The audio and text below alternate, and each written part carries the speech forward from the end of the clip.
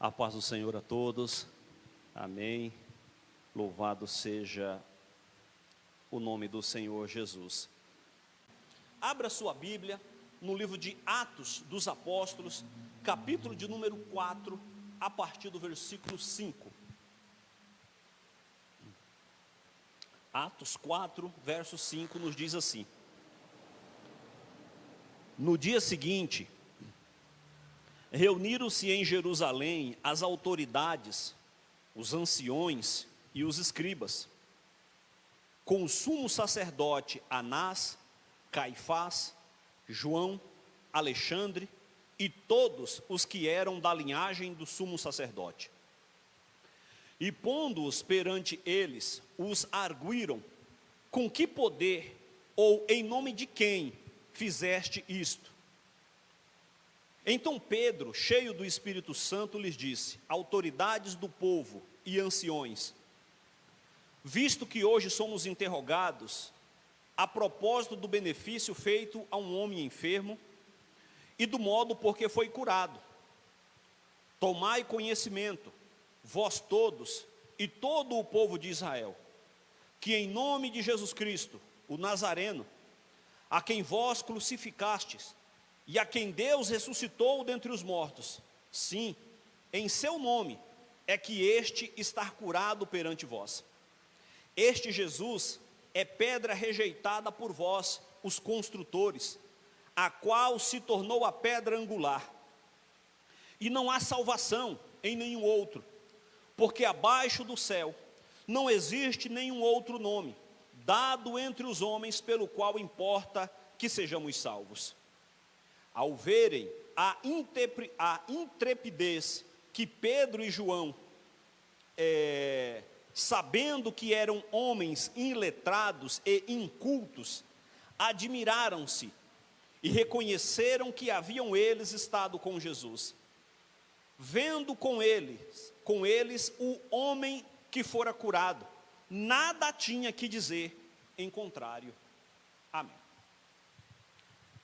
O tema da nossa mensagem de hoje é perseguição, oração e poder.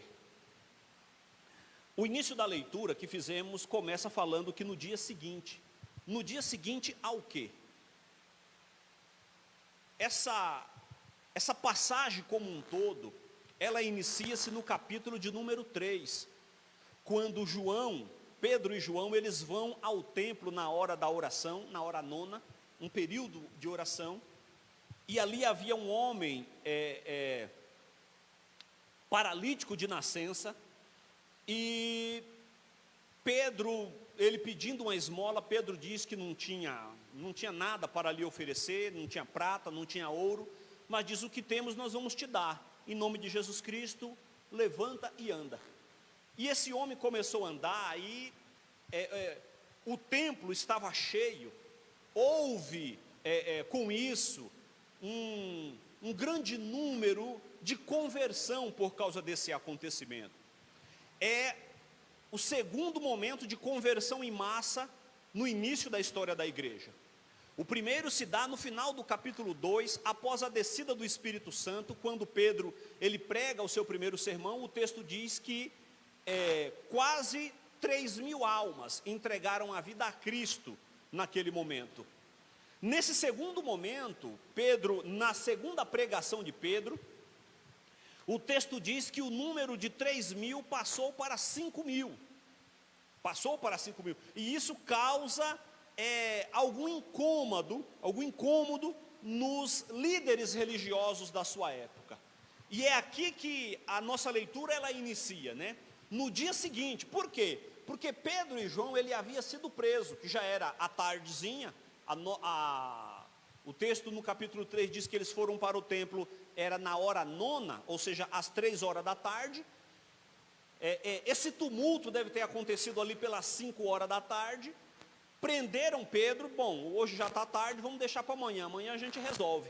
E aí inicia no versículo 5, da qual fizemos a leitura. No dia seguinte, reuniram-se em Jerusalém as autoridades, os anciões e os escribas, para julgarem a Pedro e João, por conta do acontecimento que havia ocorrido na tarde do dia anterior. Então, alguns acontecimentos, eles foram marcantes para o início da igreja. E os milagres, de alguma forma, eles validavam a atuação dos apóstolos. O ministério apostólico, eles foram, vamos dizer assim, identificados, dentre muitas coisas, pelos milagres que iam acompanhando as realizações, as suas pregações, e daí por diante. Então os milagres, eles acompanhavam, né, esse ministério. E com esses milagres, as conversões, elas se deu em grande número. O arrependimento das pessoas, eles eram em massa. Porém, esses acontecimentos causaram um descontentamento na classe religiosa. Por isso, Pedro e João foram presos após curar um paralítico e ensinarem a mensagem do evangelho no templo. Porque depois que eles curam esse paralítico, fica todo mundo olhando para eles de maneira assim, com admiração. E Pedro olha para o povo e diz: irmãos, por que vocês estão olhando para mim desse jeito? Com coisa que como se eu tivesse feito algo por eles. Esse homem está curado, é por conta de Jesus Cristo, aquele que vocês crucificaram. Lembra dele? Aquele que há 40 dias atrás, vocês mataram ele? É por conta dele que agora ele está andando.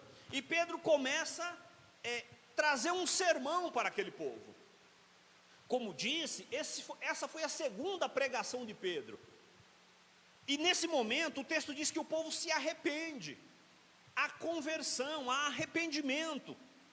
E isso traz um incômodo muito grande para a classe religiosa da época, sobretudo pelos ensinamentos que Pedro transmitia. É importante salientar que a igreja primitiva não tinha as vantagens, e agora você coloca essas vantagens aí com 2 aspas bem grandes, tá? A igreja de Jerusalém, ela não tinha as vantagens que alguns ministérios se orgulham de possuir, e das quais depende hoje em dia. Não tinha recursos providos por doadores ricos, não havia milionários financiando o ministério dos apóstolos, não tinha. Seus pastores não possuíam credenciais de instituições acadêmicas famosas. Eles não estudaram em Harvard, meus queridos, eles não foram a Oxford, eles não frequentaram a USP, o Mackenzie, a Metodista, eles não frequentaram essas grandes universidades. Eles eram iletrados, pescadores, eram homens simples, que mal sabiam ler e escrever, Então eles não vieram de instituições acadêmicas famosas, nem contavam com o apoio dos líderes políticos da sua época.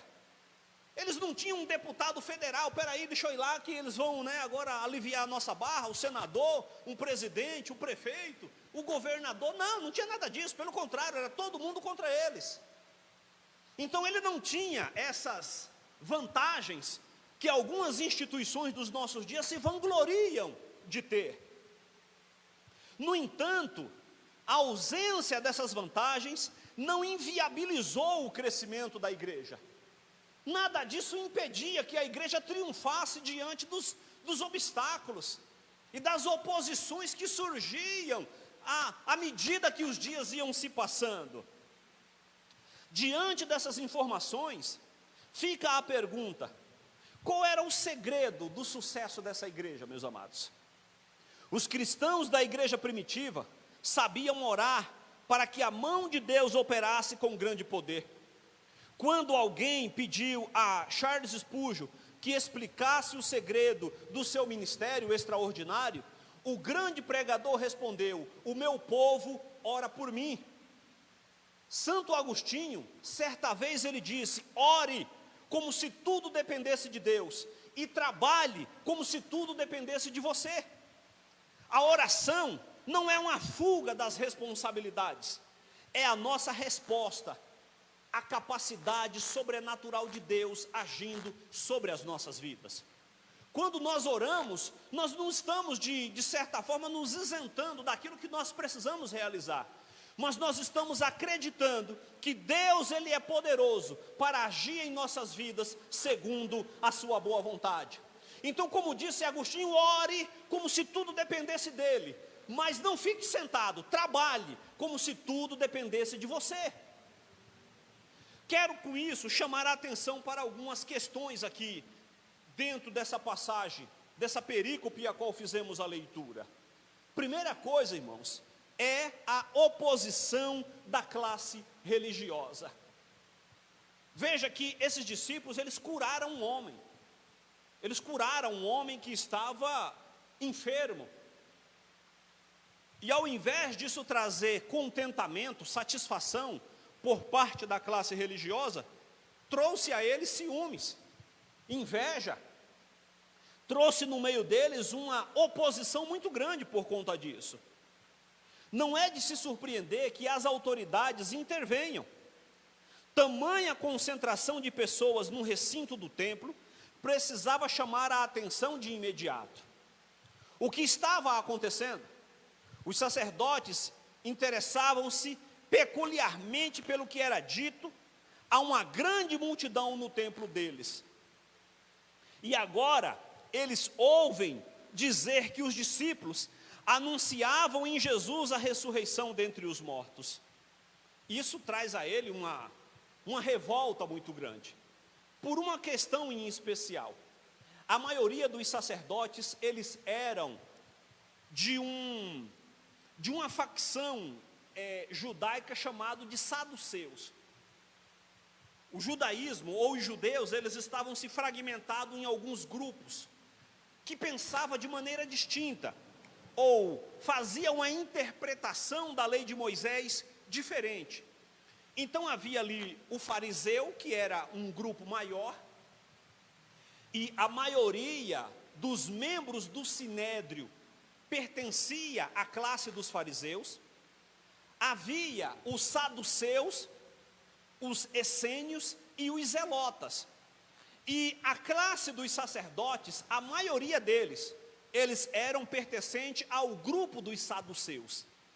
E os saduceus não acreditavam na ressurreição. Eles não acreditavam em ressurreição dos mortos. Vendo os discípulos pregando no templo, o recinto deles, no ambiente deles, e ensinando sobre a ressurreição de Jesus Cristo, isso traz a eles uma insatisfação muito grande. Justamente por essa razão, porque boa parte deles eram saduceus e negavam a possibilidade da ressurreição. Com isso, os ensinamentos dos discípulos eram uma afronta às suas ideias. Consequentemente, os sacerdotes mobilizaram a polícia do templo, cujo próprio comandante, o capitão do templo, era do grupo do saduceu, e os prenderam, recolhendo ao cárcere até o dia seguinte, pois já era tarde. Por isso, Pedro e João passaram a primeira noite numa cela de prisão. É a primeira noite de muitas noites, que não apenas Pedro e João, mas muitos dos servos de Deus, ao longo dos séculos, passaram aprisionado. Quando Pedro e João iam ao templo, como de costume, na hora da oração, eles não suspeitavam de que não retornariam para casa, mas que acabariam presos. Eles estavam indo orar, meus queridos. Eles não imaginavam que dessa oração eles iriam para a cadeia, que desse momento que eles se reuniram ali para buscar a presença do Senhor, dali ele sairia para um aprisionamento.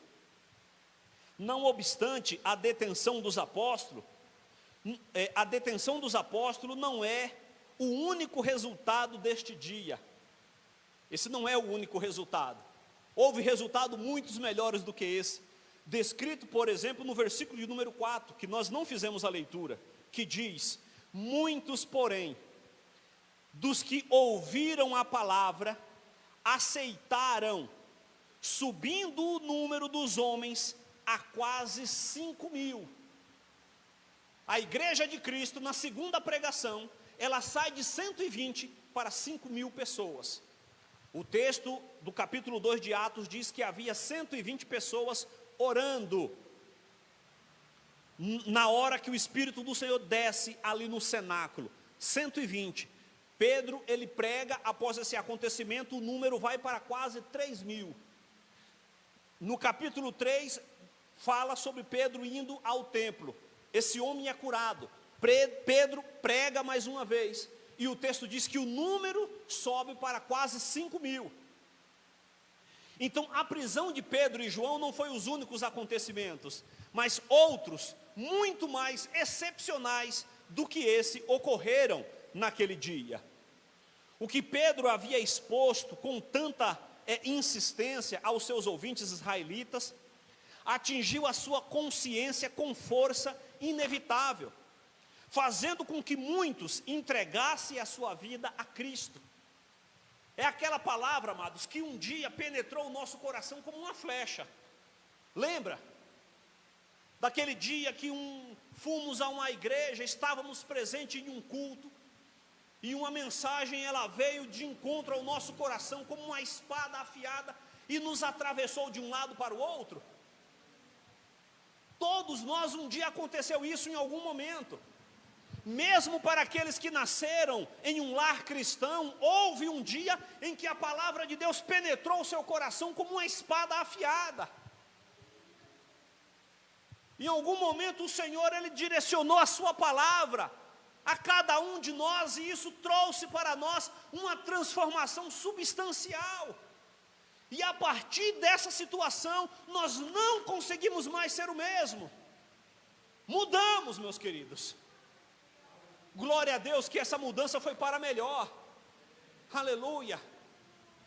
Essa mudança como diz a sua palavra, nos tirou de trevas, nos tirou de uma escuridão e nos trouxe para a sua maravilhosa luz.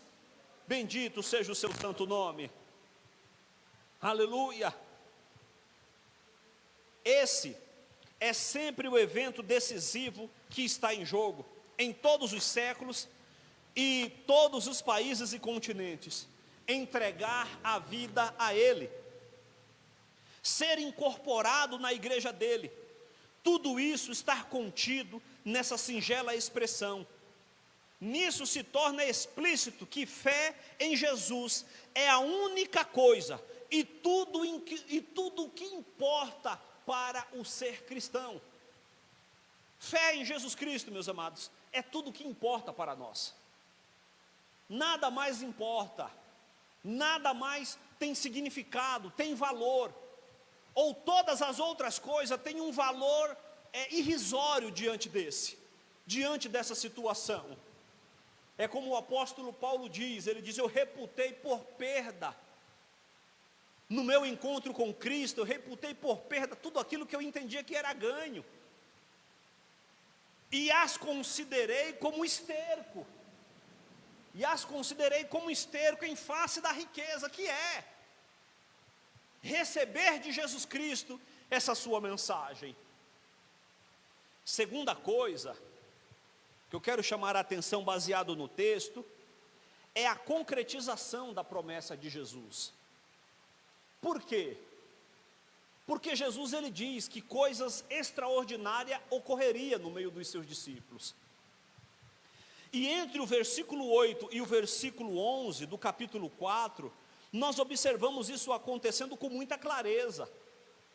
Sobretudo o fato de Pedro, juntamente com os demais, estarem cheios do seu Espírito. E essa é a promessa de Jesus.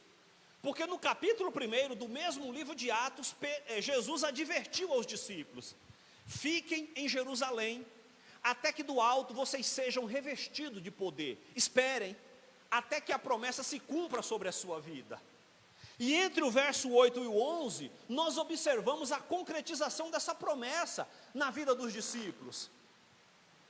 E o versículo 8 diz assim, ó: então Pedro, cheio do Espírito Santo, lhes disse: autoridades, povos e anciões, visto que hoje nós somos interrogados a propósito do benefício feito a um homem enfermo e do modo como ele foi curado, tomai conhecimento vós, todos e todo o povo de Israel, que em nome de Jesus Cristo, o Nazareno, a quem vocês crucificastes, e a quem Deus ressuscitou dentre os mortos, sim, em seu nome é que este homem está curado perante vocês. Aleluia. Não é possível ler o discurso de Pedro sem estar profundamente comovido e reconhecer claramente esse estar cheio do Espírito Santo. Esse homem, utilizando uma simbologia do ambiente pentecostal, né? Esse homem, por onde caminhava, o azeite ia pingando, meus amados. Por onde Pedro, João e os demais caminhavam, a presença de Deus se manifestava com muita clareza, com muita evidência. Há aquelas pessoas que, quando nós dialogamos com ela, começamos a falar de Deus, por exemplo, nós sentimos com muita facilidade que aquela pessoa, ela exala a presença de Deus por meio das suas palavras. E nós sentimos isso com muita clareza. Nós não sabemos explicar isso, mas nós sentimos. Essa pessoa, ela está cheia de Deus na vida dela. Os discípulos, meus queridos, traziam isso consigo. Eles exalavam esse perfume por onde passavam. Isso ficava muito claro, em que eles estavam cheios do Espírito Santo. Conforme o próprio Sinédrio, ele constata que eles falavam com intrepidez. O texto diz que os próprios anciões, os sacerdotes, quando eles olham para aqueles dois homens, eles reconhecem, esses homens, eles estão com uma ousadia que não é próprio do ser humano. Sobretudo para esses dois homens, dois pescadores iletrados, a forma como eles falam evidencia algo distinto na vida desses homens. E essa distinção, meus queridos, não é outra coisa a não ser esse encher do Espírito que sobrevém sobre a vida do cristão. Não se pode perceber nenhum medo pela própria vida. Pedro fala livre de qualquer tipo de fixação em si mesmo. Seu objetivo é claro. Ele expressa com profunda seriedade e com convicção de quem verdadeiramente se encontram diante de Deus. Esse era o teor da sua pregação. Esse era o teor da sua mensagem. Tirando de si os méritos do acontecimento e voltando o olhar de todos para Jesus Cristo. Voltando o olhar de todos para Jesus, ele diz: em nome de Jesus, aquele que vocês mataram, mas que Deus o ressuscitou. Que Deus o ressuscitou, sim, em nome dele é que esse homem hoje anda, é que esse homem está curado. Então Pedro, ele tira o olhar do povo que estava fixado nele, e ele direciona o olhar dessas pessoas para Deus, para Jesus Cristo. Com a sabedoria prometida aos discípulos para tais horas, Pedro, ele liga a pergunta do Sinédrio completamente à cura do paralítico. Com um humor sutil, ele consegue contrapor os eminentes senhores. Se hoje somos interrogados por causa de benefício feito a um homem enfermo. Então Pedro, ele trata com desdém a pergunta dos sacerdotes: em nome de quem vocês fizeram isso? Ele: olha, vocês estão me julgando, vocês estão aqui me chamando para esse momento por causa do benefício feito a um homem. É por causa da cura de um paralítico que vocês estão me julgando. Mas eu quero deixar claro para vocês, é em nome de Jesus Cristo, aqueles que vocês tanto o perseguiu, que esse homem está curado. Um processo estranho, que não se refere à maldade, mas a uma boa ação. Essa sabedoria de Pedro, porém, não é diplomacia. De imediato, Pedro aborda a questão central: e por quem o enfermo obteve a redenção. Aquele homem, ele não apenas alcançou a cura, porque a palavra de Deus, ela promete muito mais do que cura, meus queridos. A cura, ela é algo circunstancial. é algo momentâneo, passa. Nós podemos ser curados de algo hoje e amanhã ficar doente por conta de outra coisa. Não que nós não necessitamos da cura, mas é algo circunstancial. O que é mais maravilhoso do que isso não é a cura. A evidência do poder de Deus não limita-se à cura, mas vai muito mais além do que isso. A evidência do poder de Deus, ele se manifesta sobretudo pelo fato de que Deus ele estende sobre nós a salvação. E é para isso que Pedro está chamando a atenção. Para a cura, sim, porque era um fenômeno, era algo sobrenatural. Mas muito mais para o poder de Deus, que traz não apenas a cura do corpo, mas a cura da alma. É para isso que Pedro está chamando a atenção dos seus ouvintes. Porque você pode até ser curado de algo hoje. Lázaro, ele foi ressuscitado, mas depois ele voltou a morrer. Então isso não é o mais extraordinário, né? Nós vamos ficar doentes. Em algum momento nós vamos partir dessa vida para uma outra. E é natural que assim ocorra. Isso vai acontecer.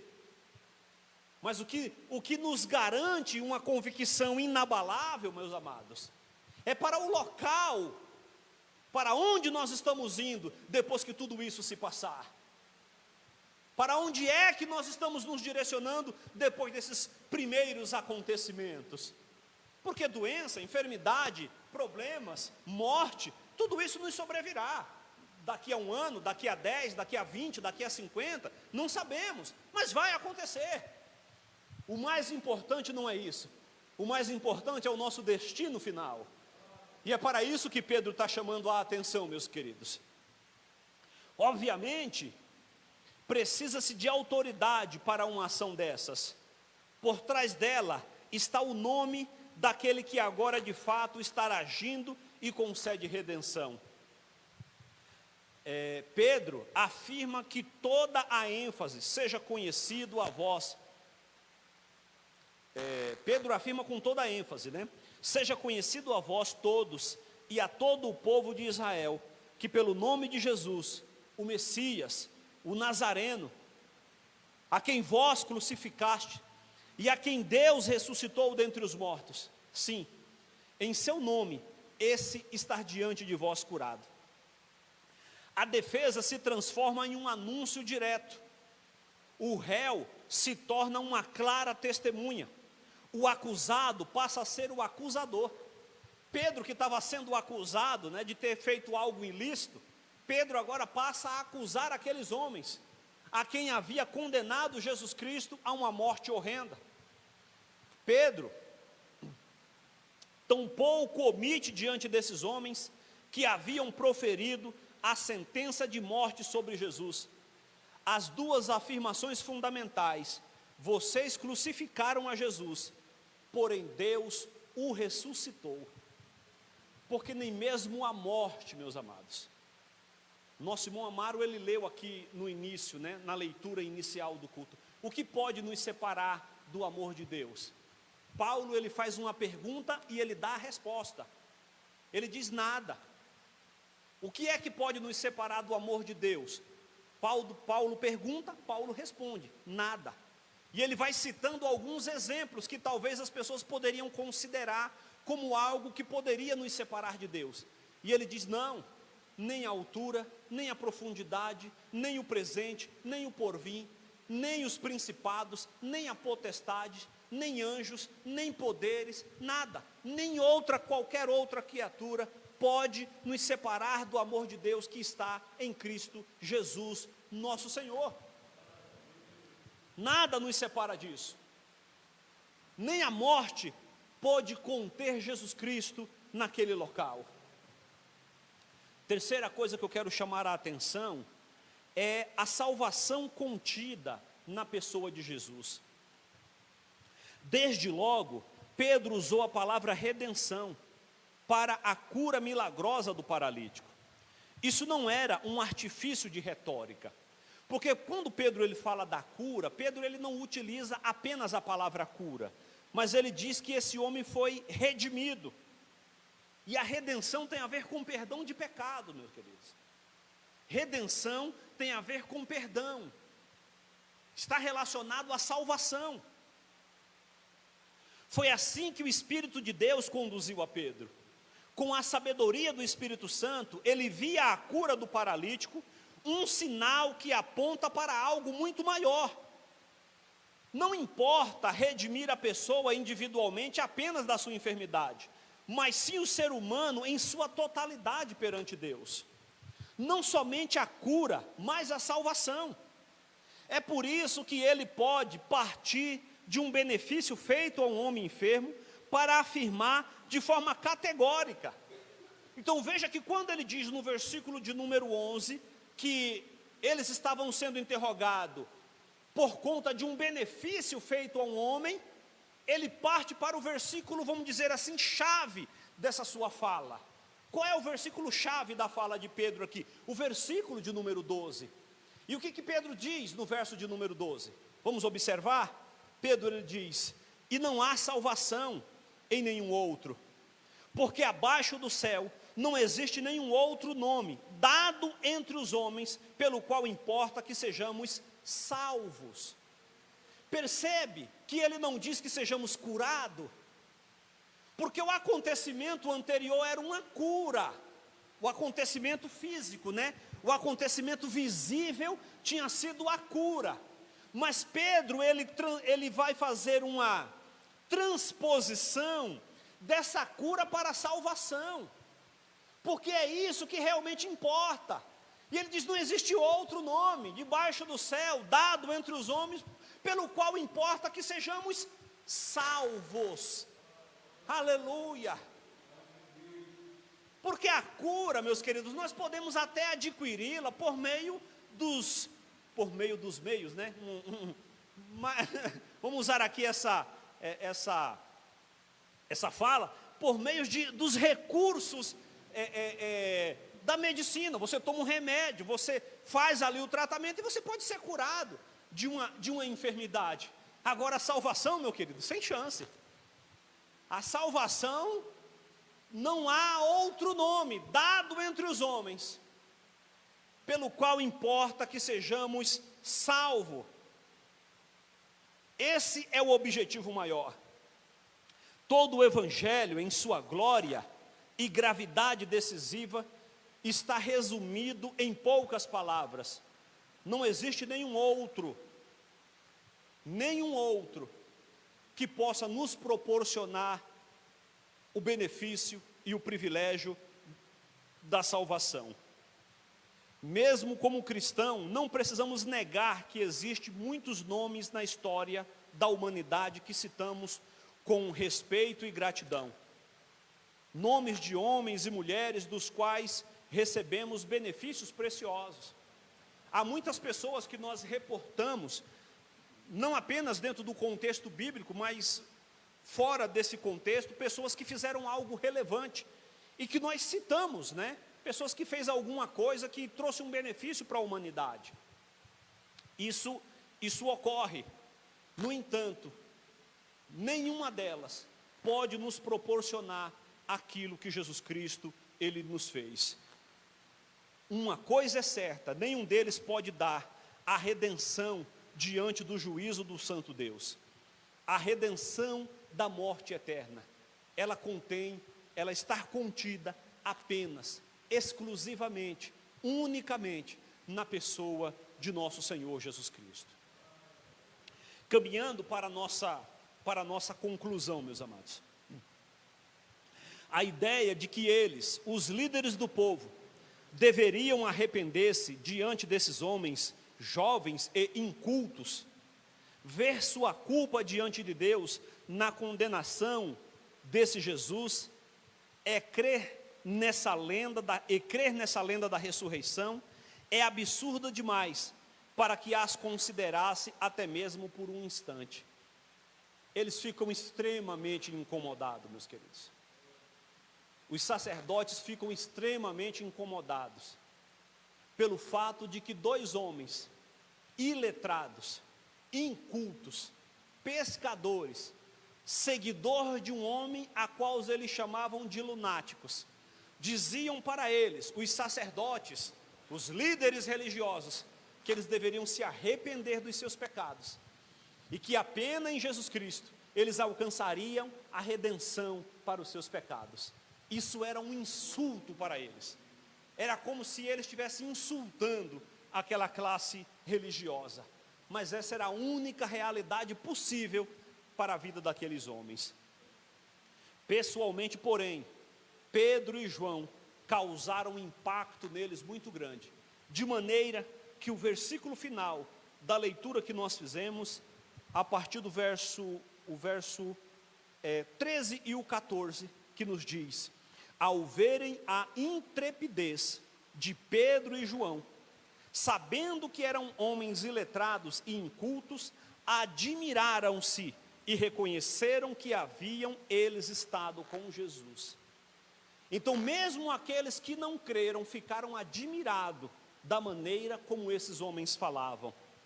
E o verso 14, para finalizar, diz: vendo com eles o homem que fora curado, nada tinha que dizer em contrário. Então, aquele homem curado era como se fosse uma validação de tudo aquilo que Pedro e João estavam dizendo. O homem que havia sido redimido, não apenas da sua enfermidade, mas sobretudo redimido a sua alma. Ele era uma autenticação, ele era aquele papel timbrado, meus queridos, daqueles que nós vamos no cartório, vez ou outra, né, para reconhecer firma, e ter o carimbo ali da autenticação. Aquele homem era a autenticação de que aqueles homens que estavam pregando tinham uma mensagem autêntica, tinham uma mensagem verdadeira naquilo que eles falavam. Bendito seja o nome santo do Senhor. Mas voltando aqui para concluir aqui, voltando para o tema da nossa mensagem inicial, essa pregação, meus queridos, e aí fazendo essa conexão final, essa pregação do Evangelho, ela tem consigo, né, perseguição, oração e poder, porque essas três coisas ocorreram nesse acontecimento. Eles foram para a oração. Nesta oração o poder de Deus se manifesta, mas mediante a manifestação do poder de Deus, sobrevém sobre eles uma perseguição. Bendito seja o seu santo nome. É possível, e muito possível, que isso também sobrevenha sobre as nossas vidas, mas a confiança em Deus é que nos livrará de todas essas situações. Glória a Deus, meus queridos. Deus em Cristo continue e abençoe a todos. Amém.